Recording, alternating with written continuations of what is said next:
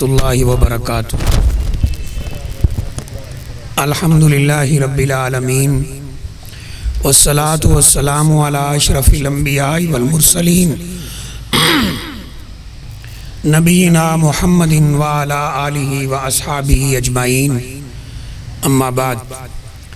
قال اللہ تعالی فی القرآن الکریم وما خلقت الجن والانس الا لیعبدون، وقال فی مقام آخر ان الصلاۃ تنہی عن الفحشاء والمنکر۔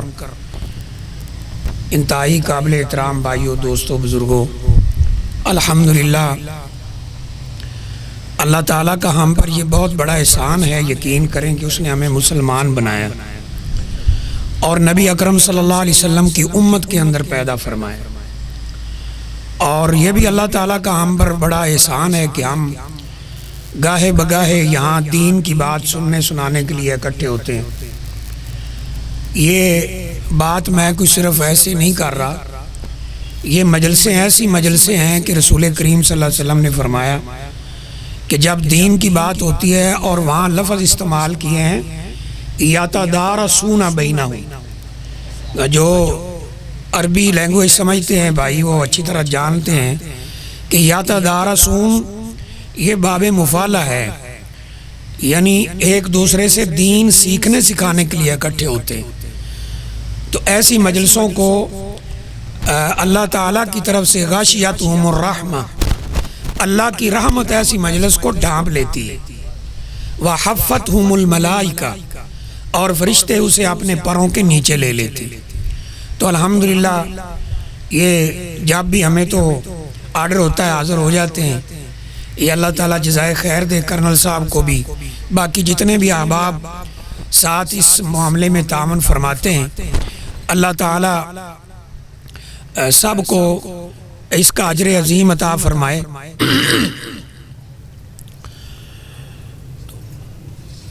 آج گفتگو کا جو عنوان مجھے دیا گیا ہے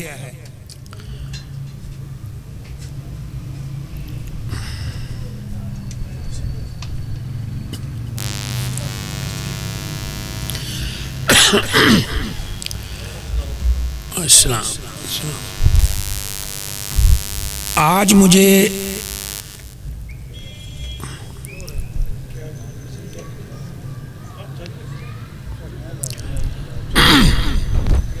بجلی اگر نہیں ہے تو پھر ساتھی زیادہ قریب ہو جائیں۔ تو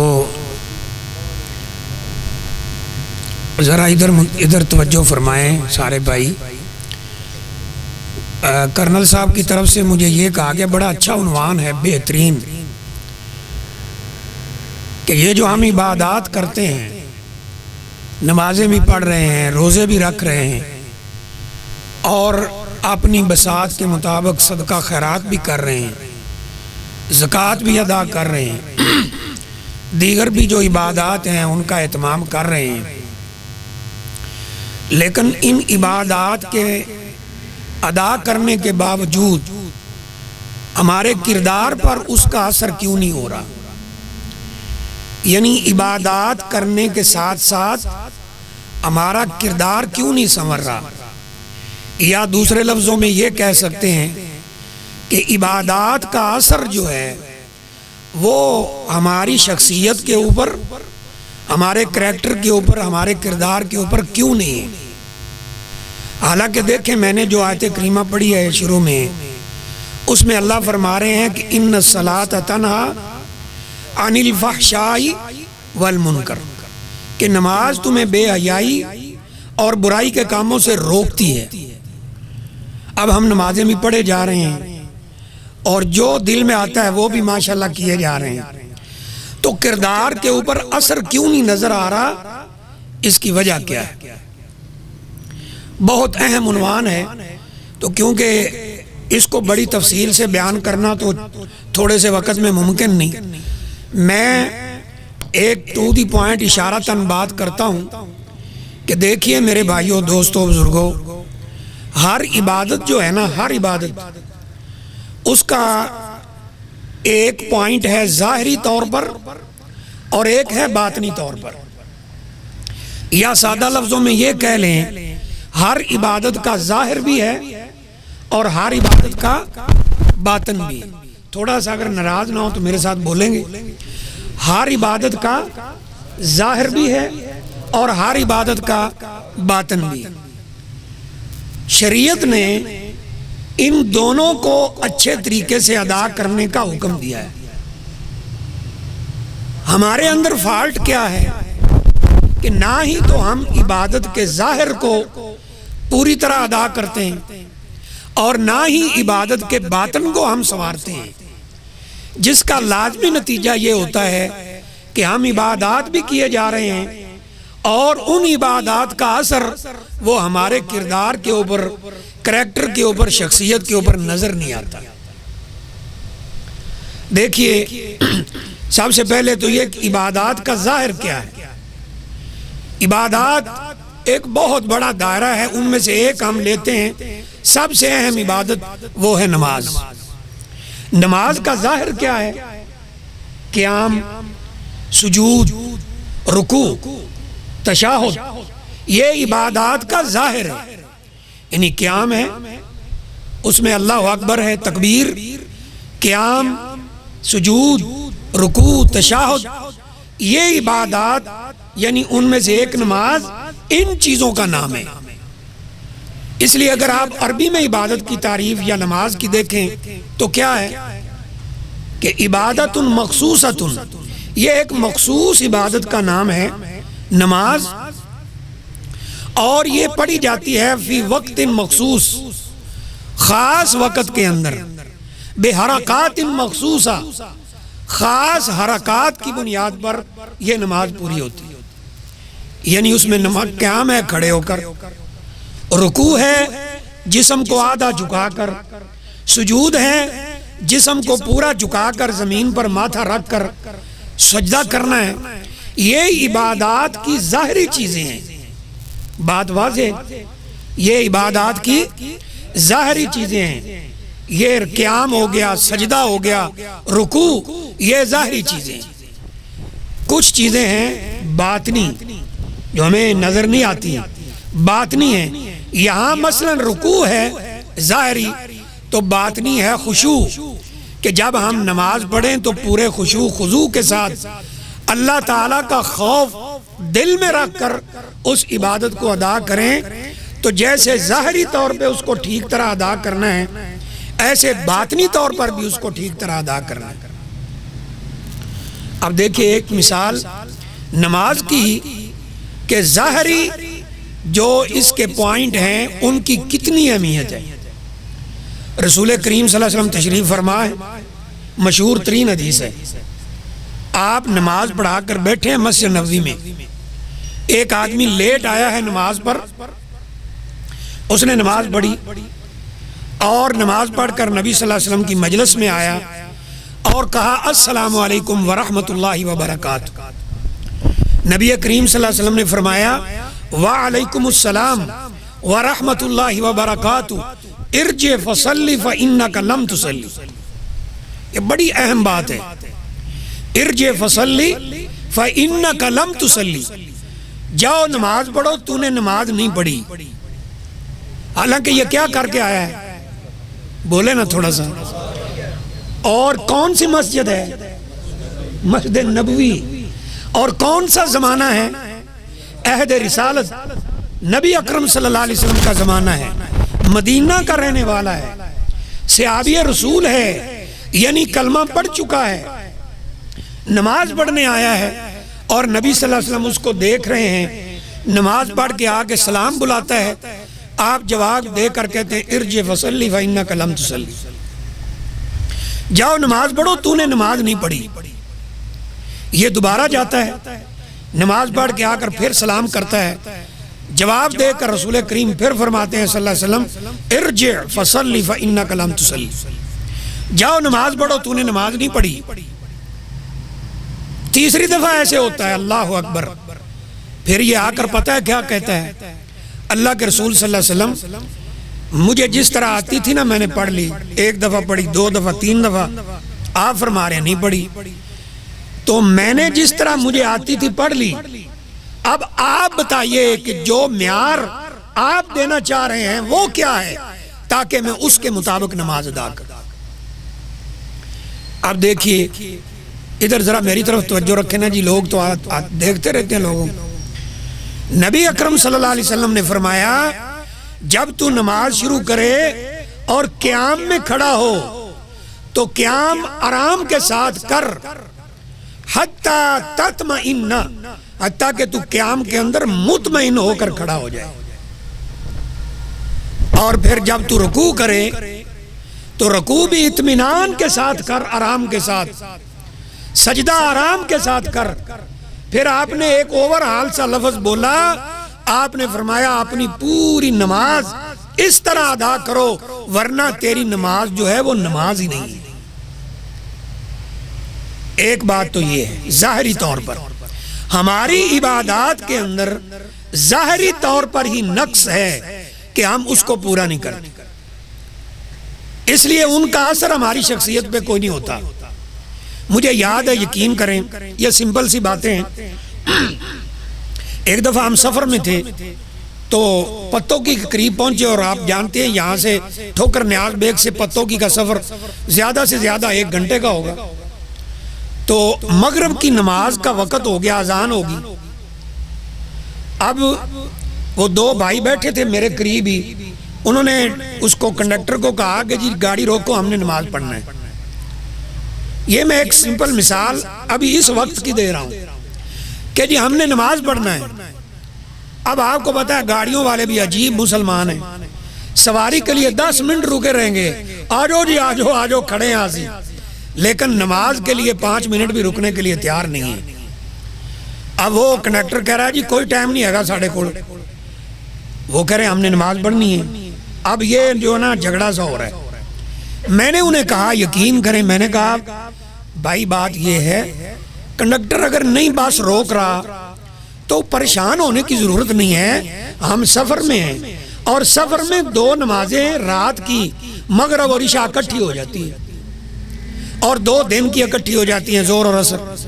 تو یہاں سے ہم 1 گھنٹے کے بعد پہنچ جائیں گے انشاءاللہ، خیر خیریت اللہ نے رکھی تو ٹھوکر نیاز بیگ چل کے آپ بھی نماز پڑھیں، میں نے بھی پڑھنی، وہاں پڑھ لیں گے، جماعت کرا لیں گے، پہلے مغرب پڑھ لیں گے بعد میں عشاء پڑھ لیں گے۔ اب پہلی پرابلم یہاں کھڑی ہوئی، انہوں نے کہا جی ہمارے نزدیک نماز جمع نہیں ہوتی۔ میں نے کہا جی رسول کریم صلی اللہ علیہ وسلم کے نزدیک تو ہو جاتی، آپ نے اکٹھی پڑھی؟ کہتے ہیں نہیں ابھی پڑھنا ہے۔ تو میں نے کہا ابھی کہاں پڑھے گی، یہ تو رک نہیں رہا۔ تو پتوں کی بس آ کر رکی، اس نے کوئی سواریاں اتاری، تو یہ سڑک کے اوپر ہی بالکل یقین کریں صاف جگہ بھی نہیں تھی، انہوں نے جلدی سے کپڑا ڈالا، اللہ اکبر، اور میں نے گھڑی پہ ٹائم نوٹ کیا، 1.5 منٹ کے اندر 3 رکعتیں پڑھ کے اللہ اکبر سامع اللہ علیہ وسلم، اللہ اکبر، السلام علیکم ورحمۃ اللہ، السلام علیکم ورحمۃ اللہ، آگے بیٹھ گئے۔ میں نے انہیں کہا کہ اگر آپ ناراض نہ ہوں، کیونکہ ہماری یہ بھی تو پرابلم ہے نا کہ کسی کو کوئی سیدھی بات کر دیں تو سب سے پہلا ریئیکشن لڑائی جھگڑے والا ہوتا ہے۔ میں نے کہا اگر آپ ناراض نہ ہوں تو مجھے آپ یہ بتائیے کہ نماز تو آپ نے پڑھ لی الحمدللہ، آپ کو بڑا فکر ہے، لیکن یہ جس طرح آپ نے پڑھی ہے اس کا کوئی فائدہ ہے؟ آپ نے 1.5 منٹ کے اندر 3 رکعتیں پڑھ کر آ کر بیٹھ گئے ہیں، اس نماز کا کوئی فائدہ ہے آپ؟ اچھا وہ مجھے کیا کہتے ہیں، الٹا کہتے ہیں ایک تو آپ نے نماز نہیں پڑھی مولوی صاحب، ایک آپ ٹارٹر کر رہے ہیں، آپ باتیں کیے جا رہے ہیں، اللہ اکبر۔ میں نے انہیں سمجھایا، میں نے کہا اللہ کے بندو یہ نماز جمع ہو جاتی ہے مغرب اور عشاء، اور نبی اکرم صلی اللہ علیہ وسلم نے کبھی بھی سفر میں الگ الگ اوقات پہ نماز نہیں پڑھی۔ آپ بخاری پڑھ لیں، مسلم پڑھ لیں، دیگر حدیث کتابیں پڑھ لیں، حتیٰ کہ حدیث میں یہ آتا ہے کہ آپ اگر کہیں رکے ہیں رستے میں اور دیکھا کہ زور کا ٹائم ہو رہا ہے تو دونوں نمازیں اکٹھی پڑھ کے پھر سفر شروع کیا ہے، پھر رات کو جا کے کہیں رکے ہیں، لیکن نہیں، وہ ماننے کے لیے تیار نہیں تھے۔ سب سے پہلا فالٹ تو ہمارا یہ ہے جو میں بات کرنا چاہ رہا ہوں کہ ہم نماز کی ظاہری چیزیں جو ہیں ان کا ہی اہتمام نہیں کرتے، اور دیگر عبادات کا بھی یہی حال ہے، پھر ہمارے اوپر اثر کہاں سے ہو؟ لیکن الحمدللہ آپ بات سمجھائیں، فذکر وان الذکری تنفع المؤمنین، نصیحت مومنوں کو فائدہ دیتی ہے. وہ جو قرب و جوار میں سواریاں بیٹھی تھی نا، انہوں نے مجھے پوچھا مولوی صاحب، میں نے کہا جی یہ جو آپ کہہ رہے ہیں نبی صلی اللہ علیہ وسلم نماز اکٹھی کرتے تھے، یہ حدیث ہے؟ میں نے دل میں سوچا کہ کتنے افسوس کی بات ہے کہ بنیادی مسائل ہیں جن کا ہمیں پتہ ہی نہیں، لیکن ان کو تو میں کچھ نہیں کہہ سکا. میں نے کہا جی بالکل حدیث ہے، آپ صحیح کہہ رہے ہیں. ایسے کرے آپ صحیح کہہ رہے ہیں؟ میں نے کہا جی صحیح کہہ رہا ہوں. اچھا اب اگلی بات تو انہوں نے نہیں کی جو کرنا چاہیے تھی کہ جی کہاں ہے حدیث. تو میں نے کہا جی حدیث ہے. تو واللہ ان کے یہ لفظ دیکھ، اگر نماز پڑھنے میں اتنی آسانی ہے تو پھر ہم خواہ نماز ضائع کر دیتے، پھر تو ہمیں پڑھنی چاہیے. تو پہلا پوائنٹ یہ ہے، میں بار بار عرض کر رہا ہوں کہ نماز کی ظاہری تقاضے جو ہیں، نماز کی یا دیگر عبادات، ان کا جو ظاہری تقاضا ہے وہ ہم پورا نہیں کرتے تو نمازیں اور عبادات ہمارے اوپر اثر بھی نہیں کر سکتے. آپ میں سے کتنے بھائیوں نے حج کیا ہوا ہوگا انشاءاللہ؟ ذرا ہاتھ کھڑا کریں. ماشاءاللہ. آپ کو پتا ہوگا کہ 9 تاریخ کو حاجی کہاں رکتے ہیں؟ بولیں. عرفات میں. جزاکم اللہ خیر، ہمارے بزرگ بتا رہے ہیں عرفات میں سورج ڈھلنے سے لے کر، یعنی زور کے وقت سے لے کر مغرب تک رہنا ہوتا ہے، لیکن نماز مغرب وہاں نہیں پڑھنی ہوتی، وہ مزدلفہ پڑھ. اب یقین کریں جب میں مدینہ یونیورسٹی میں پڑھتا تھا تو ہم نے الحمدللہ ہر سال حج کیا اور پیدل ہی کیا. ہم آ رہے تھے، کچھ لوگ میدان عرفات سے باہر خیمہ لگا کے بیٹھے ہیں. تو میں نے انہیں کہا، مجھے ابھی تک وہ منظر بھولتا نہیں ہے، میں نے انہیں کہا کہ حاجی صاحب یہ آپ نے خیمہ عرفات سے باہر لگا لیا ہے، آپ کا حج نہیں ہوگا، عرفات کے اندر خیمہ لگائیں. تو پتہ ہے آگے سے جواب، وہ لفظ بھی ابھی مجھے یاد ہے. ایسے میں کھڑا تھا نا، وہ بیٹھے تھے، ایسے دیکھ کے تھے، اور چلو جی اگے جاؤ، سانو پتہ ہے تسی کون ہو. لا حول ولا قوت الا باللہ. یعنی ہم ظاہری چیز ہی پوری نہیں. میں بار بار یہ پوائنٹ بتا رہا ہوں کہ فالٹ کہاں ہے کہ نماز کی، حج کی، روزے کی جو ظاہری چیزیں ہیں، جو ان عبادات کا ظاہر ہے، وہ بھی ہم سے پورا نہیں ہوتا، یا ہم نہیں کرتے، سستی کرتے ہیں، اس لیے عبادات ہمارے اوپر کوئی اثر نہیں کر رہے. اب آ جائیں باطن کی طرف. ہر عبادت کا ایک ظاہر ہے اور ایک باطن ہے. عبادات سے پہلے طہارت لے لیں. طہارت آپ محدثین کی فقہ کی کتابیں پڑھیں، اصول فقہ کی پڑھیں. عبادت کا بھی ایک ظاہری ہے اور ایک باطنی ہے. ظاہری عبادت اور باطنی عبادت. ظاہری عبادت جو طہارت کی بات کر رہا ہوں. ظاہری طہارت کیا ہے کہ آپ نے وضو کیا، یہ ظاہری طہارت ہے. ہاتھ دھوئے، چہرہ دھویا، پاؤں دھوئے، مسح کیا. اس طرح اگر بڑی طہارت کی ضرورت بڑھ گئی تو غسل کیا. یہ ظاہری طہارت ہے. اور ایک طہارت ہے باطنی، کہ جیسے آپ نے اپنا جسم پاک صاف کیا ہے، ایسے اپنے دل کو بھی اللہ کی نافرمانی سے، شرک سے، بدعت سے، گناہوں سے پاک کر دیں. یہ ظاہری طہارت کے بعد باطنی طہارت، بلکہ باطنی پہلے ہونی چاہیے ہر ایک چیز کا. اب نماز لے لیں، حج لے لیں، روزہ لے لیں، ہر ایک عبادت کا باطن ہے. ہم ظاہر پہ ہی غور نہیں کرتے، باطن پہ کہاں کرنا ہے. دیکھیں ایک آیت میں نے پڑھی کہ نماز کس لیے فرض کی گئی ہے؟ تنہا عن الفحشاء والمنکر، یہ تمہیں گناہوں سے اور بے حیائی کے کاموں سے روکتی ہے. اب ایک بندہ نماز بھی پڑھے جا رہا ہے، گناہ کے کام بھی کیے جا رہا ہے، نماز بھی پڑھے جا رہا ہے اور سود بھی کھائے جا رہا ہے، نماز بھی پڑھے جا رہا ہے، گالیاں بھی دی جا رہا ہے. اللہ اکبر. بلکہ وہ ایک لطیفہ بنا ہوا نا کہ جو اپنی دکان پہ بیٹھ کر لوگوں کو کلٹی دینے کا اور بے ایمانی کا ماہر نہ ہو، کہتے ہیں انہوں حج کرا دوں، پھر ٹرینڈ ہو جائے گا. اللہ اکبر. تو یہ جو ایک باطن ہے عبادات کا، اس کے اوپر تو ہماری توجہ ہے ہی نہیں، تو وہ عبادات ہمارے اوپر اثر کیسے کریں گے؟ دیکھیے میں نے بتایا نماز میں رکوع، قیام، سجدہ، یہ اس کی ظاہری چیزیں ہیں، اور باطنی وہ خشوع، خضوع، اللہ کا خوف، دل کی پاکیزگی، طہارت، یہ اس نماز کی باطنی چیزیں ہیں کہ نماز پڑھنے سے یہ چیزیں پاک صاف ہونا چاہیے۔ ایک مثال لے لیں، روزے ابھی ابھی گزرے نا تازہ تازہ، اللہ نے قرآن میں کیا فرمایا؟ یا ایھا الذین آمنوا کتب علیکم الصیام کما کتب علی الذین من قبلکم لعلکم تتقون۔ اے ایمان والو، روزے تم پر فرض کیے گئے ہیں جیسے پہلے لوگوں پر فرض کیے گئے تھے۔ وجہ کیا ہے؟ لوجک کیا ہے؟ سبب کیا ہے روزے کو فرض کرنے کا؟ حکمت کیا ہے؟ مصلحت کیا ہے؟ تاکہ تم پرہیزگار بن۔ اس لیے نبی صلی اللہ علیہ وسلم نے کیا فرمایا؟ من لم یدع قول الزور والعمل به فلیس للہ حاجۃ ان یدع طعامہ وشرابہ۔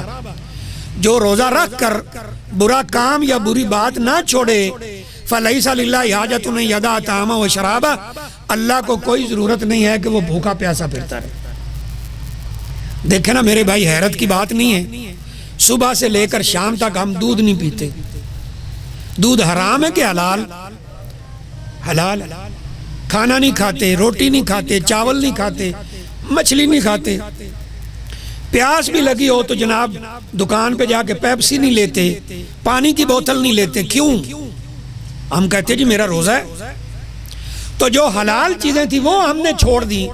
تو روزہ تو ایک پریکٹیکل عبادت تھی کہ اگر تم نے وہ ظاہری چیزیں جو حلال ہیں، اللہ تعالیٰ نے کھانے کی اجازت دی ہے، وہ تم نے چھوڑ دی کہ روزے سے ہو، تو پھر جو روزے کے اپوزٹ چیزیں ہیں ان کو بھی چھوڑ دو۔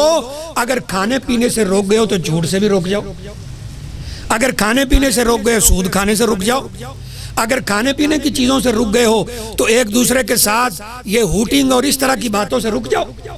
لیکن نہیں، تو یہ جو باطن ہے عبادات کا، اس کے اوپر ہماری کوئی توجہ ہی نہیں ہے۔ یہ ہیں اصل بڑے دو اسباب کہ جن کی وجہ سے ہماری عبادات وہ ہمارے اوپر کسی قسم کا کوئی اثر نہیں چھوڑ رہے، اور ہم غور کرنے کے لیے بھی تیار نہیں۔ ٹھیک ہے جی، اگلے دن یہ 2-3 دن ہوئے ہیں، یہ یوٹیوب پہ بڑے مشہور ہیں نا ڈاکٹر شرافت صاحب، وہ وہاں گئے ہمارے پاس، تو ایک بات انہوں نے بتائی واللہ بڑی عجیب۔ کہتے ہیں کہ ایک ہندو پروفیسر ہے کوئی، تو آج کل آپ کو پتہ ہے یہ دنیا جو ہے نا ایک گلوبل ویلج کی شکل اختیار کر چکی ہے، ہر ایک رابطے میں کوئی کہاں بیٹھا ہے۔ تو اس نے ہندو نے کہیں ان کا لیکچر سنا کہ اگر آپ کو کوئی پرابلم کمر کی ہے اور اس طرح سینے کی ہے تو آپ لمبا سجدہ کرو، یہ بتا رہے تھے۔ تو انہوں نے لیکچر سن کر اس پہ عمل شروع کر دیا، اور جو ان کی پرابلم تھی وہ سالو ہو گئی۔ اب انہوں نے ان سے رابطہ کیا ڈاکٹر صاحب سے کہ جی میں نے آپ کا لیکچر سنا تھا، فلاں نمبر لیکچر، اس میں آپ نے یہ پریکٹس بتائی، وہ میں کر رہا ہوں۔ اب وہ تو ہندو ہے نا، وہ اس کو ایک پریکٹس کہہ رہا ہے سجدے کو، کہ جی وہ پریکٹس میں نے کی ہے اور میں ٹھیک ہو گیا ہوں۔ تو ڈاکٹر صاحب کہتے ہیں میں نے اسے کہا یہ پریکٹس نہیں ہے، یہ ہماری نماز ہے۔ ہم 5 وقت ایک دن میں نماز پڑھتے ہیں اور ایک رکعت میں 2 سجدے ہیں۔ تو کہتا ہے جی زبردست، یہ تو آپ کی عبادت بہت ہی فائدہ مند ہے۔ تو کہتے ہیں میں نے اسے کہا کہ اگر تو نے ہماری عبادت پر حالانکہ پورا عمل بھی نہیں کیا، صرف سجدہ کیا ہے، یہ تو نے 5-7 منٹ جو پریکٹس اپنے لفظوں میں کہہ رہا کی ہے، اتنا فائدہ ہوا ہے، اور اگر تو پورا اسلام میں داخل ہو جائے تو تجھے کتنا فائدہ ہوگا۔ اس نے کلمہ پڑھ لیا۔ یہ کیوں سمجھ آئی اسے؟ کہ اس نے تھوڑا غور کیا ہے۔ ہم نہ عبادات کے ظاہر کو ٹھیک کرتے ہیں، نہ ہی ہم عبادات کے باطن کو ٹھیک کرتے ہیں۔ ایک مثال اور لیجئے، نبی اکرم صلی اللہ علیہ وسلم تشریف فرما ہے، ایک بندہ اللہ سے دعا کر رہا ہے، دعا کے دوران اس کی توجہ ادھر ادھر جا رہی ہے، تو جب دعا ختم کر کے جانے لگا تو رسول کریم صلی اللہ علیہ وسلم نے بلایا، کہا ادھر آؤ۔ وہ آیا، یہ جو تو نے دعا کی، اگر تیرا دل اللہ کی طرف متوجہ ہوتا تو تیرا جسم بھی پورے کا پورا اللہ کی طرف متوجہ ہوتا، اور آپ نے پھر آگے لفظ کیا فرمائے؟ فرمایا اللہ تعالیٰ غافل دل کی دعا کبھی قبول نہیں کرتا. تیرا دل غافل ہے اور تو دعائیں کیے جا رہا ہے. وہ علامہ اقبال نے کیا کہا ہے کہ تیرا دل تو ہے صنم آشنا، تجھے کیا ملے گا نماز میں. تو یہ میرے بھائیوں میں نے کتنی چیزیں بتائیں. دو بڑے بڑے اسباب کیا ہیں؟ نمبر ایک، ہم عبادات کے ظاہر پر بھی غور نہیں کرتے، ان کا بھی اہتمام نہیں کرتے. اور نمبر دو، ہم اس کے باطن پر بھی کوئی غور. یہ آپ تھوڑا بول تو ناراض تو نہیں ہوگے؟ مجھے یاد ہے جب یہاں میں نادر آباد میں تھا، نام میں نہیں لیتا، ایک ڈاکٹر صاحب تھے ڈاکٹر، لیکن وہ عجیب ہی نماز پڑھتے تھے. ایسے کھڑے ہیں فوراً نیچے، فوراً ہو گئے. میں نے ایک دن بھائی بیٹھے تھے وہاں، میں نے کہا یار یہ ڈاکٹر صاحب سے بات کریں، ہمارا فرض بنتا ان کو سمجھائیں. تو اس بھائی نے کہا کہ آپ تو ابھی آئے نا یہاں، ہم ان سے ایک دفعہ نہیں کئی دفعہ بات کر چکے ہیں کہ نماز آپ کیسے پڑھتے ہیں. تو وہ کہتے ہیں تمہیں کیا ہے، یہ میرا اور اللہ کا معاملہ ہے. ایسے نہیں میرے بھائی. عبادت کا حسن یہ ہے کہ ظاہری طور پر بھی اس کو ٹھیک طریقے سے ادا کیا جائے اور باطنی طور پر بھی اس کا پورا فائدہ اٹھایا جائے. پھر کیا ہوگا؟ ان الصلاۃ تنہا عن الفحشاء والمنکر. پھر نماز پڑھیں گے وہ برائی سے بھی روکے گی، بے حیائی سے بھی روکے گی. پھر سمجھ آئے گا نا. دیکھیں میں ایک اور مثال دیتا ہوں. اذان کہاں سے شروع ہوتی ہے جی؟ اللہ اکبر. نماز کہاں سے شروع ہوتی ہے؟ اللہ اکبر. ٹھیک ہے. عموماً اذان پڑھتے ہوئے بھی مؤذن اپنے دونوں ہاتھ اٹھائے ہوتے ہیں، چلو یہاں رکھے ہوتے ہیں یا یہاں رکھے ہوتے ہیں. اور نماز میں بھی ہم کیا کرتے ہیں؟ ہاتھ اٹھاتے ہیں. اس کے اندر ایک بڑا فلسفہ ہے. کیا ہے؟ اللہ اکبر. یا اللہ ہم خالی ہاتھ آ گئے تیرے اس دربار کے اندر، مسجد کے اندر، گھر کے اندر. دکان میں چھوڑ آیا ہوں، ملازمت چھوڑ آیا ہوں، بچے اگر چھوٹے ہیں تو چھوڑ آیا ہوں. خالی ہاتھ آیا ہوں کہ تیرے اور میرے درمیان کوئی اور چیز رکاوٹ نہ بن سکے. میں آ گیا ہوں تیرا حکم سمجھ کر. میرے ہاتھ کھڑے ہیں، میں خالی ہاتھ ہوں. تو میرا مالک ہے، میں تیرا بندہ ہوں، میں تیرا غلام ہوں. یا اللہ تو معبود ہے، میں عابد ہوں. اے اللہ میں ساجد ہوں، تو مسجود ہے. میں تیرا حکم سمجھ کر آ چکا ہوں. میرے ہاتھ خالی ہیں، میرا ہاتھ کھڑا ہے، دونوں ہاتھ کھڑے ہیں. میری پیشانی یہاں جھکی ہوئی ہے. میں زمین پر رکھ کر یہ اعلان کر رہا ہوں سبحان ربی الاعلی. یہ جھکنا میرا کام ہے، تو بہت بلند ہے، جھکنا تیرا کام نہیں ہے. لیکن جو تیرے آگے جھک جاتا ہے تو اس کے گناہ معاف کر دیتا ہے. تو یا اللہ میرے گناہ بھی معاف کر دے. جب یہ فلسفہ ہمیں سمجھ نہیں آتا تو پھر عبادت کا کوئی فائدہ نہیں ہوتا. ہم اللہ اکبر بھی کہتے ہیں، بلکہ دیکھا نا دکان پہ بیٹھے اذان ہوگی، اگر دو چار بھائی بیٹھے باتیں، اوے چپ کرو اذان ہو رہی ہے. اب اذان کا آخری کلمہ بولا لا الہ الا اللہ، انہوں نے بھی کہا لا الہ الا اللہ، پھر گپے شروع. اللہ اکبر کا مطلب یہ تھا دکان بند کر کے مسجد میں آ جاؤ، لیکن وہ فلسفہ ہم نے سمجھا نہیں. تو یہ ہے میرے بھائی دو پوائنٹ، ان پر غور کی ضرورت ہے. اب یہ دو پوائنٹ ہمیں حاصل کیسے ہوں گے؟ اس کے لیے نا ایک حدیث سنیے. رسول کریم صلی اللہ علیہ وسلم نے فرمایا تھا الا ان فی الجسد مضغۃ، خبردار تمہارے جسم کے اندر ایک چھوٹا سا گوشت کا ٹکڑا ہے، اذا صلح صلح الجسد کلہ، جب یہ ٹھیک ہو جائے گا تمہارا سارا جسم ٹھیک ہو جائے گا. وَإِذَا فَسَدَتْ فَسَدَتْ جَسَدُ كُلُّ، جب یہ خراب ہو جائے گا تمہارا پورا جسم خراب ہو جائے گا. خراب ہونے سے مراد یہ نہیں ہے کہ یہاں پھنسیاں نکل آئیں گی. خراب ہونے سے مراد اگر وہ ٹکڑا اللہ کی نافرمانی میں چل رہا ہے تمہارا پورا جسم اللہ کی نافرمانی میں چلے گا. اگر وہ اللہ کی فرما برداری میں چل رہا ہے تمہارا پورا جسم اللہ کی فرما برداری میں چلے گا. آگے آپ نے کیا فرمایا؟ الا، یہ لفظ بولے جاتے ہیں خبردار. الا تنبیہ ہے، اٹینشن پلیز کہتے ہیں نا، اٹینشن. الا وہی القلب، آپ نے فرمایا یہ تمہارا دل ہے، اگر یہ صحیح ہو گیا تو سارا معاملہ ہی ٹھیک ہو گیا۔ یہ اصل بات ہے میرے بھائی۔ اب یہ جو عبادات ہیں، اگر یہ 2 پوائنٹ ہم پورے کر لیں، یقین کریں ہمیں، کیونکہ مجھے موضوع عبادات کا دیا گیا نا، کیوں نہیں اثر کر رہی، اگر یہ 2 کام ہم کر لیں ہمیں 2 فائدے ہوں گے عبادات کے پوائنٹ آف ویو سے۔ نمبر 1، ہمارے لیے عبادت آسان ہو جائے گی۔ کیا ہو جائے گا جی؟ آسان ہو جائے گی۔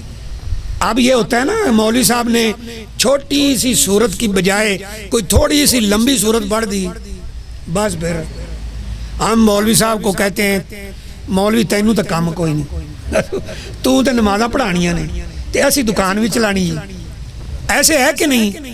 لیکن اگر یہ 2 پوائنٹ ہمارے پورے ہوں تو میرے بھائیوں پھر پتہ ہے کیا ہوتا ہے؟ ہم جب رحمانیہ میں آئے تھے نا یہاں لاہور پڑھنے کے لیے، تو قاری ابراہیم صاحب میر محمدی حافظہ اللہ تعالی وہ نماز فجر پڑھایا کرتے تھے اور بے تکلف قرآن پڑھتے تھے۔ تو میں آپ کو اللہ کو گواہ بنا کر کہہ رہا ہوں، جب وہ رکوع کرتے تھے نا تو ایسے نہیں جیسے افسوس سا ہوتا تھا کہ اتنی جلدی رکوع کر۔ پھر ہم چلے گئے الحمدللہ مدینہ یونیورسٹی، پھر حرم کی بہاریں تو کیا ہی بہاریں۔ جب تراویح ہوتی تھی نا، شیخ صلاح البدیر ہیں وہاں کے، کمال رقت قلبی ہے اس بندے کے دل میں، تو وہ جب قرآن پڑھتے تھے رو رو کر پڑھا کرتے تھے تو دل نہیں کرتا تھا کہ یہ رکوع کر دے۔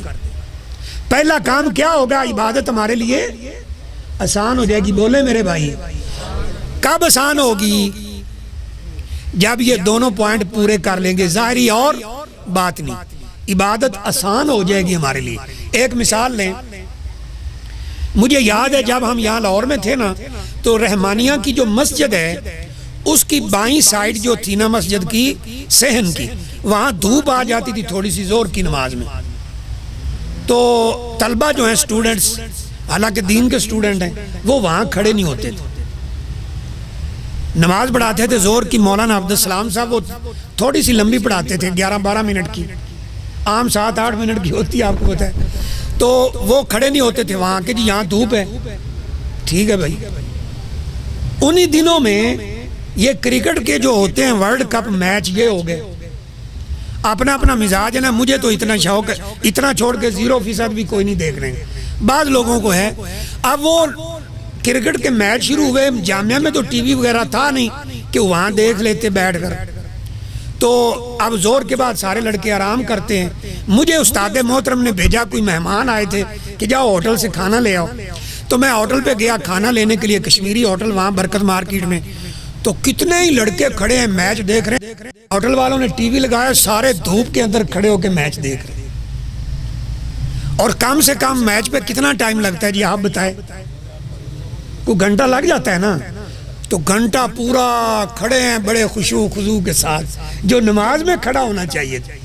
تو ایک بھائی نا، اس کو میں نے پکڑا، کیونکہ ظاہر ہے جس کے ساتھ آپ تھوڑا فری ہیں اسی سے بات کریں گے، میں نے کہا آپ دھوپ کوئی نہیں ہے، یہاں جو کھڑے ہو مسجد میں نہیں کھڑے ہوتے کہ یہاں دھوپ ہے، اور یہاں کھڑے ہو یہاں دھوپ کوئی نہیں ہے۔ یہ ہے فرق میرے بھائی، کہ جب ہم یہ 2 پوائنٹ پورے کریں گے، سب سے پہلا فائدہ عبادات کے پوائنٹ سے کیا ہوگا؟ وہ عبادات ہمارے لیے کیا ہو جائیں گی؟ آسان ہو جائیں گی۔ دوسرا بڑا فائدہ کیا ہوگا؟ کہ وہ جو عبادات ہیں وہ ان عبادت کے اپوزٹ چیزوں سے بالکل خالی ہو جائیں گی۔ عبادات منکرات سے کیا ہو جائیں گی؟ خالی ہو جائیں گی، اور پھر ہماری عبادت بنے گی۔ کوئی سمجھ آ رہی ہے بھائی؟ اب ہماری عبادات علماء کہتے ہیں ہماری عبادات ہیں عادات، روٹین۔ اب دیکھیں نا، جو بندہ ہم میں سے پکا نمازی ہے، نماز ہوتی ہے، اذان ہوتی ہے، وہ آٹومیٹیکلی جو ہے نا اس کے قدم مسجد کی طرف اٹھتے ہیں، عادت بن گئی ہے۔ لیکن اگر ہم اس کو عبادت سمجھ کے جائیں تو دیکھیں کتنا فرق ہے۔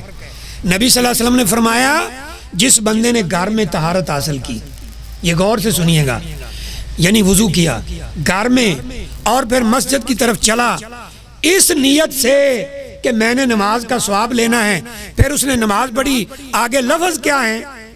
لا یحدث به نفسہ، وہ اس نماز میں اپنے ساتھ مشغول نہیں ہوتا، یعنی اس کا خیال نماز سے ہٹتا نہیں ہے حتیٰ کہ اس نے سلام پھیر دیا۔ نبی صلی اللہ علیہ وسلم فرماتے ہیں غفر لہ ما تقدم من ذنبی، اللہ تعالیٰ اس کی زندگی کے سارے گناہ معاف کر دیتا ہے۔ اور ایک اور حدیث میں کیا ہے کہ جب وہ قدم اوپر اٹھاتا ہے اللہ جنت میں اس کا درجہ بلند کر دیتا ہے، اور جب وہ قدم نیچے رکھتا ہے اللہ اس کی ایک غلطی معاف کر دیتا ہے۔ ایک سادہ سی مثال اور دے دیتے ہیں، ہم آ رہے ہو نا، نیچے روڈ چل رہا ہے، آ رہے ہیں اور روڈ کے اوپر کوئی اینٹ پڑی ہے، کوئی روڑا پڑا ہے، کوئی کانٹا کیل پڑا ہے، کوئی کانٹوں والا شاخ پڑی ہے، ٹہنی پڑی ہے، ہم چلتے چلتے اگر اس کو پاؤں مار کے سائڈ پہ کر دیتے ہیں ایز اے روٹین کہ ٹھیک ہے اس کو سائڈ پہ کر دیا، یہ کام تو ہم نے اچھا کیا ہے لیکن اس کا ثواب کوئی نہیں ہے۔ اگر ہم اس کو سائڈ پہ کرتے ہیں کہ میرے پیغمبر کا فرمان ہے کیا کہ تکلیف دہ چیز کو دور کرو، لا ضرر ولا ضرار، نقصان کو دور کرو، اب کیا ہے فرمایا الایمان بضع و ستون شعبۃ، ایمان کے 60 سے اوپر شعبے ہیں، ڈپارٹمنٹ ہیں، درجے ہیں، گریڈ۔ اعلیٰ لا الہ الا اللہ، سب سے بڑا ہے لا الہ الا اللہ، و ادناہا، سب سے چھوٹا اماطۃ الاذی یعنی طریق، رستے سے تکلیف دہ چیز ہٹا دو، اللہ وہ بھی ثواب بنا دے گا۔ یہ فرق ہے میرے بھائی۔ ایک اور مثال لے لیں، ذرا انٹرسٹ بھی ہے اس میں۔ نبی صلی اللہ علیہ وسلم نے فرمایا نا کہ جو بندہ حلال روزی کمائے، حلال روزی کمانا اللہ کا حکم ہے کہ نہیں ہے؟ حلال روزی کمائے لیکن ساتھ ایک پوائنٹ کو شامل کر لے کہ میں نے اپنی بیوی اور بچوں کو حلال کھلانا ہے اللہ کے حکم سے، نبی صلی اللہ علیہ وسلم کے حکم سے، تو فرمایا کہ حتی اللقمۃ التی تضع فی فی امراتک، وہ لقمہ جو تو اپنی بیوی کے منہ میں رکھتا ہے اللہ تعالیٰ نے اس کو بھی تمہارے لیے صدقہ بنا دیا ہے۔ یہ ہے میرے بھائی روٹین میں، عادات میں اور عبادات میں فرق۔ اور میں نے عرض کیا اگر ہم عبادات کا ظاہر اور باطن ٹھیک کر لیں تو کیا فائدہ ہوگا؟ عبادات ہمارے لیے آسان ہو جائیں گی، اور عبادات کے اپوزٹ جتنی چیزیں ہیں وہ ہم سے دور ہو جائیں گی۔ کو بات سمجھ آ رہی ہے جی؟ اب جب یہ کام ہم کریں گے پھر کیا ہوگا؟ یہ ہمارے دل کی اصلاح شروع ہو جائے گی، پھر عبادات کی بھی اصلاح ہوگی، پھر دل کی بھی اصلاح ہوگی۔ اس لیے ابن قیم رحمہ اللہ تعالیٰ فرماتے ہیں کہ اگر تم عبادات کے ان 2 پوائنٹس کو ٹھیک کر لو تو پھر کیا ہوگا؟ تمہاری عبادات کے اندر سب سے پہلی چیز پیدا ہوگی کہ یہ عبادت اللہ کے لیے خالص کرنا شروع کر دو۔ میں نے اسی جگہ بیٹھ کر کئی دفعہ حدیث سنائی ہے، قیامت والے دن نا 3 لوگوں کو اللہ بلائے گا، بڑے بڑے نامور لوگ، ایک قاری عالم، دوسرا شہید، تیسرا سخی، تینوں سے اللہ پوچھے گا میرے لیے کیا کر کے آئے ہو؟ باری باری جواب۔ عالم کہے گا یا اللہ میں نے تو تیرے لیے قرآن پڑھا، قرآن پڑھایا، تقریریں کی، دین سکھایا، یہ کیا وہ کیا۔ اللہ جواب کیا دیں گے؟ کذبت، تو جھوٹ بول رہا ہے، حالانکہ اس نے کی ہوں گی تقریریں، ایسے نہیں کہہ رہا ہوگا وہ، بالکل یعنی اس نے تقریریں کی ہوں گی، قرآن پڑھا ہوگا، پڑھایا ہوگا۔ اللہ فرمائیں گے جھوٹ بول رہا ہے۔ شہید کہے گا یا اللہ تیرے لیے جان ہی دے دی، اللہ کہیں گے جھوٹ بول رہا ہے۔ سخی کہے گا تیرے لیے مسجدیں بنوائیں، یہ کیا وہ کیا، جھوٹ بول رہا ہے۔ اور اس جھوٹ کی وضاحت اللہ فرمائیں گے، عالم کو کہیں گے تو نے اس لیے کیا یقال لک قاری، تجھے لوگ قاری اور عالم کہیں اس لیے۔ اور جو شہید ہے اسے اللہ کہیں گے یہ سارا کچھ تو نے اس لیے کیا یقال لک شجاع، تجھے بہادر کہا جائے۔ اور جو سخی ہے اسے کہا جائے گا یقال لک جواد، تو نے اس لیے کیا کہ لوگ سخی کہیں، مجھے خوش کرنے کے لیے نہیں، لہذا ان تینوں کو جہنم میں پھینکنے کا حکم ہوگا، کیونکہ اخلاص نہیں تھا۔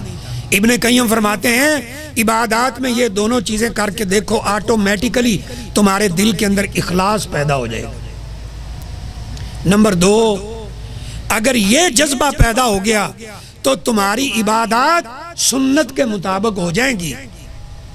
اور یاد رکھو میرے بھائیو، یہ ٹاپک میں نے یہاں آپ کو سنایا ہوا بھی ہے کہ ہم جتنی عبادات کرتے ہیں ان میں 2 شرطیں نہ ہوئی تو وہ قبول نہیں ہوگی۔ ایک اللہ کی رضا کے لیے ہو اور ایک نبی صلی اللہ علیہ وسلم کی سنت کے مطابق۔ بات سمجھ آ رہی ہے؟ پھر تیسری بات امام صاحب کرتے ہیں ابن قیم کہ تمہاری عبادات میں احسان پیدا ہو جائے گا۔ احسان پیدا ہونے سے کیا مراد ہے؟ نبی صلی اللہ علیہ وسلم سے پوچھا گیا تھا احسان کیا ہے، کیا جواب دیا تھا؟ ان تعبد اللہ، تو اللہ کی عبادت ایسے کرے کاننا کا تراہو، ایسے جیسے تو خود اللہ کو دیکھ رہا ہے۔ نہیں بات سمجھ آئی؟ یہاں اس علاقے کا کوئی بڑا ڈنڈے والا آدمی بیٹھا ہو آپ کے سامنے، ایسے چو لے لیں گے یا کوئی اور، اس کے سامنے ہم پھر کس طرح با ادب ہو کے کھڑے ہوتے ہیں؟ تو کہا اس طرح عبادت کرو کہ تم اللہ کو دیکھ رہے ہو، اور اگر اتنی کیفیت یہ کنڈیشن پیدا نہ ہو تو پھر اتنی تو ہونی چاہیے کہ تمہارے دل میں یہ بات ہو کہ اللہ تمہیں دیکھ رہا ہے۔ ہمارے ایک دوست ہیں، یقین کریں وہ بات سنائی، افسوس بھی ہوتا، ہنسی بھی آتی۔ وہ کہتے ہیں کہ ان کی مسجد گھر کے قریب ہی ہے، امام صاحب پڑھ رہے ہیں تو بھول گئے قرات کے اندر سورہ والضحیٰ پڑھ رہے تھے، ہو جاتا ہے بعض دفعہ نہیں یاد رہتا، تو انہوں نے پڑھا والضحیٰ واللیل اذا سجا ما ودعک ربک وما قلی، آگے وہ بھول گئے۔ اب دوبارہ پڑھا لیکن وہ نہیں یاد آ رہا، تو پیچھے 5-7 بابے ہی کھڑے تھے، تو ایک بول کے کہتا ہے آہو اگے آہو، اے آہو ولال آخرۃ خیر لک من الاولی۔ تو ساتھ دوسرا بابا نا اس کو کونی مار، یہ اکرام بھائی ہے، انہوں نے مجھے بات سنائی، دوسرے نے کونی ماری، کہتا ہوئے نماز بولی جانا ہے، اور خود بول رہا ہے۔ یعنی ہماری عبادات کا یہ حال ہے۔ تو اس لیے میرے بھائی ابن قیم رحمہ اللہ فرماتے ہیں یہ 2 پوائنٹ کا اہتمام تم کر لو، تمہاری عبادت کی کنڈیشن یہ ہو جائے گی کہ تم عبادت کر رہے ہو ایسے تمہیں لگے گا کہ میں خود اللہ کو دیکھ رہا ہوں۔ اور کیا خیال ہے نماز کے الفاظ کا اگر ہم ترجمہ پڑھیں، اس پہ غور کریں، وہ فلسفہ سمجھے کہ اللہ کی قسم کیسی پیاری چیز ہے۔ ہم کہہ رہے نا سامی اللہ لمن حمیدہ، جس نے بھی اللہ کی حمد و ثنا کی اللہ نے وہ سن لی۔ ہم نماز میں یہ کہہ کے باہر نکل کے کیا کہتے ہیں، ساڈی سندا ہی نہیں۔ نماز میں کہہ کے آ رہے ہیں سنتا ہے، باہر نکل کے ساڈی نہیں سندا، اینا دی موڑتا نہیں، ساڈی سندا نہیں۔ اللہ اکبر، سنتا اس لیے نہیں کہ جیسے نبی صلی اللہ علیہ وسلم نے وہ دعا والے کو کہا تھا کہ اگر تیرا دل اللہ کی طرف متوجہ ہوتا نا تو تیرا جسم پورے کا پورا اللہ کی طرف متوجہ ہوتا۔ صحیح ہے، وہ ایک کہاوت تو بنی، پتہ نہیں جھوٹ ہی لگتا ہے، لیکن صرف ایک پوائنٹ بتانے کے لیے، یعنی واللہ عالم جھوٹ ہی ہوگا مجھے لگتا ہے، لیکن کہتے ہیں جی وہ پنو جو ہے نا وہ، یا پتہ نہیں سسی پنو ایک داستان بنی، وہ ایک ان میں سے دوسرے کو ملنے جا رہا تھا، صحیح ہے، تو کوئی نماز پڑھ رہا تھا تو وہ نمازی کے آگے سے گزر گیا، وہ نمازی اس سے لڑنے لگا، اسلام پھر گیا، یہ کیا ہے تو نے کیوں میرے آگے سے گزرا ہے؟ تو اس نے کہا یعنی ایک سمجھانے کے لیے بھی بعض دفعہ بات کر دیتے، تو وہ کہتا ہے کہ میں اپنے محبوب نو ملن چلیا تو مینوں تو پتہ لگا تو نماز پڑھ رہا ہے، تے تو اللہ کے سامنے کھڑا ہے، تینوں یہ بھی پتہ لگ رہا ہے اگو کون لگ رہا ہے تو کون جا رہا ہے۔ یہ ہماری باتوں کا حال ہو گیا۔ تو فرمایا کہ یہ پیدا ہو جائے گا، تمہاری عبادت اتنی توجہ والی ہو جائے گی کہ تمہیں لگے گا کہ میں اللہ کو دیکھ رہا ہوں، نہیں تو کم از کم یہ تو ہوگا نا کہ اللہ تمہیں دیکھ رہا ہے۔ صحیح ہے جی۔ اور پھر آخری بات کہ یہ جو دل کی اصلاح ہے کہ جس کے اصلاح کے ساتھ یہ دونوں پوائنٹ آئیں گے، یا یہ کہہ لیں کہ یہ دونوں چیزیں ہم لے آئیں تو دل کی اصلاح ہو جائے گی، اس کے لیے بڑا سادہ سا نسخہ ہے۔ ہمارے 5 حواس خمسہ ہیں، ایسا ہی ہے نا جی، دیکھنا، سننا، چھونا، چکھنا، یہ سارے، تو ان میں سے کچھ ایسے ہیں کہ اگر ان پہ ذرا ہم پابندی لگا لیں تو بس معاملہ سیدھا ہو جائے گا، پھر دل کی اصلاح ہو جائے گی، پھر عبادات کا باطن اور ظاہر سمجھ آ جائے گا۔ نمبر 1 سماعت پہ پابندی رکھو کہ ہم نے وہ چیز سننی نہیں ہے جو اللہ نے حرام کر رکھی. نظر پہ پابندی رکھو کہ ہم نے وہ چیز دیکھنا ہی نہیں ہے جس پہ اللہ نے ہمیں روکا ہے. اب مصیبت یہ ہمارے پاس یہ آ گیا موبائل. اور واللہ نبی صلی اللہ علیہ وسلم کی حدیث پڑھیں, اللہ اکبر, فرمایا قیامت کے قریب ایسا وقت آئے گا ہر گھر سے گانے کی آوازیں آئیں گی. یہ جو عربی میں بولا جاتا ہے یعنی تمام کل, وہ اغلب ہوتا ہے, یعنی تقریباً 98% ایسے گھر ہوں گے کہ ان سے گانے کی آوازیں آئیں. علماء کہتے تھے یہ کیا ہوگا, کیسے ہوگا؟ پھر آپ نے فرمایا تھا موبائل کے بارے میں, ہاں موبائل کے بارے میں. اس وقت علماء کو نہیں سمجھ آتا تھا. حدیث میں آتا ہے کہ ایک وقت ایسا آئے گا کہ لوگوں کے سینے پر چڑھ کر ناچنے والی ناچیں گی,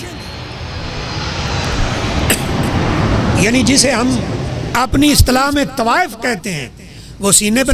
علماء کہتے تھے یہ کیسے ہوگا کہ بندہ لیٹا ہوا ہو اور اس کے سینے پہ عورت چڑھ کے ناچ رہی ہے. تو یہ موبائل نے سمجھایا کہ ایسے ہوگا, یہ لیٹا ہوا ہے اور ایسے کھولا ہوا ہے وہ اور دیکھ رہا ہے. اور ایک حدیث میں آتا ہے, یہ یوسف وابل کی کتاب اشراء الساعہ, کہ یہ جگہ ہے سرین, یہ پوری دنیا کی خبریں دے گی. علماء کہتے تھے پتہ نہیں پھر قیامت کے قریب یہ بولنے ہی لگ جائے گی. لیکن اب سمجھ آئے کہ جس نے قمیض پہنی ہوئی ہے اس کا موبائل بھی ادھر, جس نے پینٹ شرٹ پہنی اس نے بھی یہاں رکھا ہوا ہے, جو سعودی وہ عربی جبہ سے پہنتے ہیں اس نے بھی یہاں رکھا, یہاں سے نکالتے پوری دنیا خبریں لے رہے ہیں. لیکن میں یہ بات کرنا چاہتا ہوں کہ اس آلے کو ہم دین کی نصرت کے لیے استعمال نہیں کر سکتے. گروپ بنائیں نا, واٹس ایپ گروپ, ان پہ اپنے دوستوں کو ایڈ کریں, صرف اتنا ہی بتا دیں کہ آج ادارہ مواخات میں درس ہے. کتنے پیسے لگ جائیں گے بھائی؟ کوئی چھوٹا سا اشتہار یہاں کا جو چھپتا ہے وہ اس پہ بھیج دیں کہ یار آؤ بھائی آج یہاں درس ہے, کوئی دین کی بات. 15 دن بعد ہوتا ہے جی درس, 15 دن کے بعد کوئی 1 گھنٹہ دین کو دے دو, کیا ہو رہا ہے پھر؟ ایسی چیزوں میں انہیں استعمال کریں. واللہ الحمدللہ ہم سارا دن اس پہ سوالوں کے جواب دیتے, الحمدللہ, اللہ اپنی بارگاہ میں قبول فرما لے. تو یہ سماعت اور بصارت اس کو اپنے کنٹرول میں رکھیں. اور پھر یہ ہاتھ, یہ انگلیاں جو آج چل رہی نا ٹھکا ٹھک ایسے, بلکہ چلو ٹائم تو زیادہ ہو رہا ہے, میں ایک بات کرتا ہوں. یہ آپ کوئی چیز دیکھتے ہیں تو وہ نیچے آتے ہیں نا ویورز, اتنے ویورز ہو گئے, اتنے فالوورز ہو گئے.